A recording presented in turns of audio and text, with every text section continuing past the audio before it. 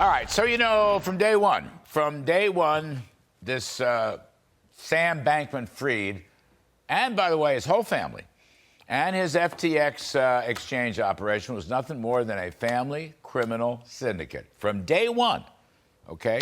So let's chew on this with the great Brian Kilmeade, host of Fox and Friends, the host of One Nation and the Brian Kilmeade radio show, and author of The President and the Freedom Fighter, a very good book. I think we finally figured out I'm coming on radio, but it's Monday or something. I don't know. That'll be good. We're working next week. Yeah, heck yeah.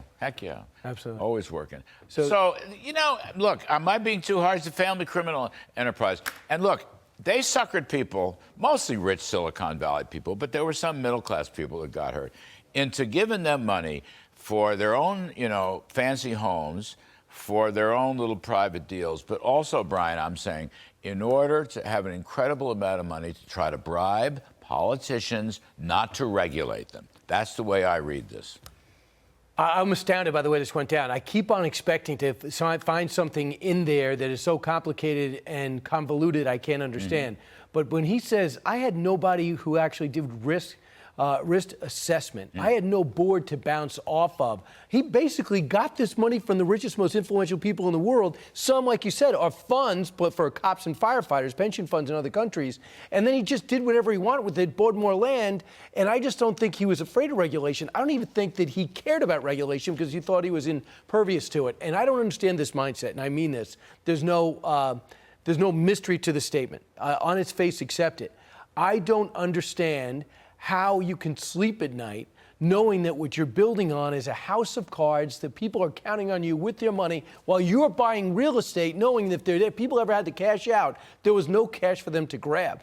So he seemed legitimately stunned. He actually thought he could talk his way out of this like he got caught cutting school. I don't think it got into his head until he was in that prison. Evidently, he's complaining about the prison because of maggots and horrible conditions in the Caribbean, and he's a vegetarian who has ADD. He doesn't feel as though if you're a vegetarian with ADD, you should be jailed.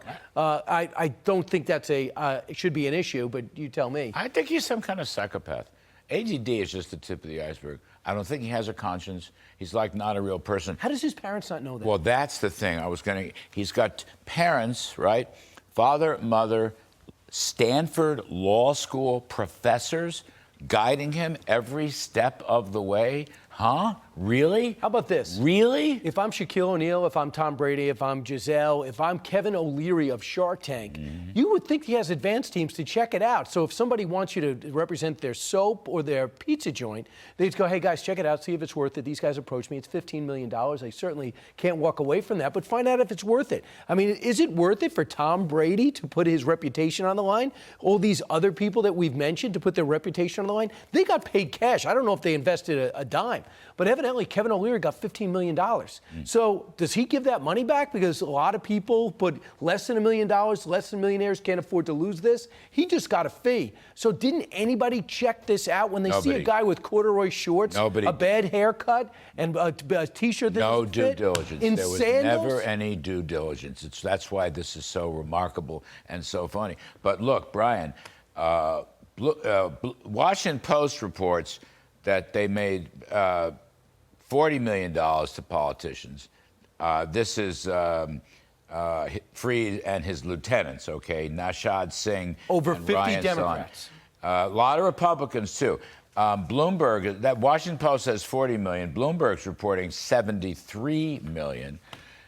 This stuff, I don't know whether it gets clawed back or donated to charity, but this is bad money. This is toxic money. And I know you may not agree, appreciate that always, but I'm just saying, I think as part of this scam, they wanted basically to bribe politicians because, crypto regulations has been a hot topic in Congress.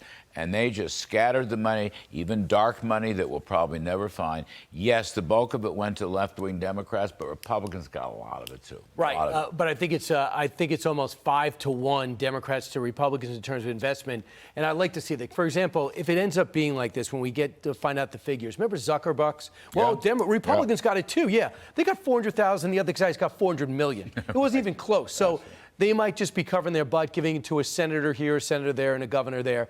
But I think also using other people's names. So Larry Kudlow hit his threshold.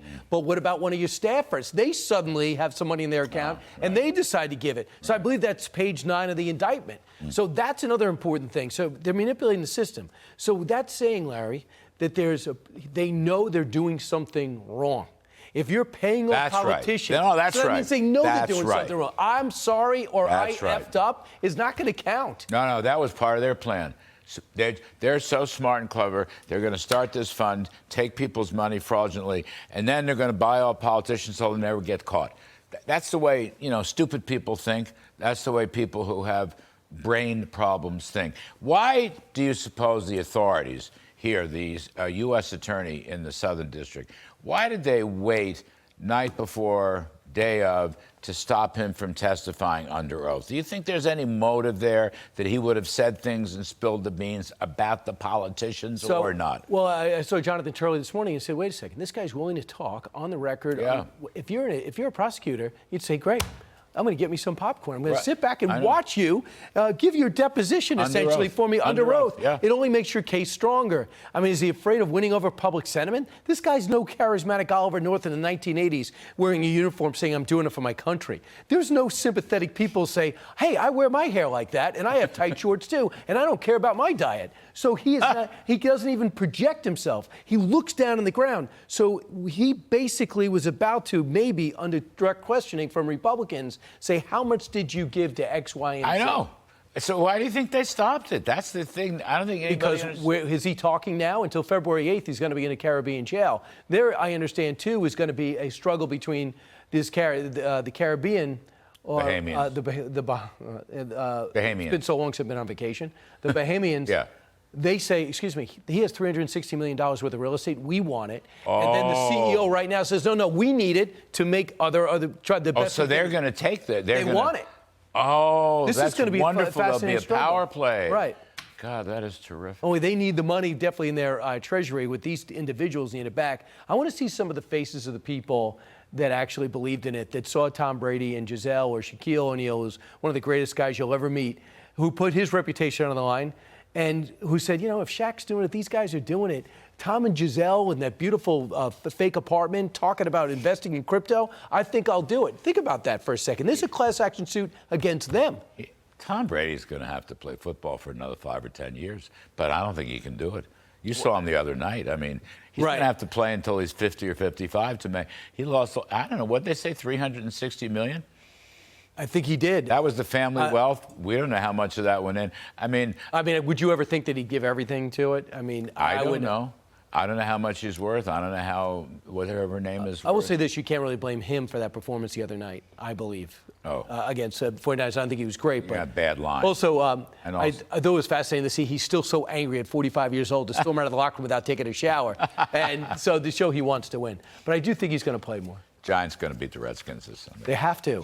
If they don't, they might not win again. I love talking to Brian Kilmeade. And we always go over, and the producers are screaming at me. But here's what we love. The Giants are still playing hard. They even played hard against getting blown up by Good for you. All right. You can catch One Nation with Brian Kilmeade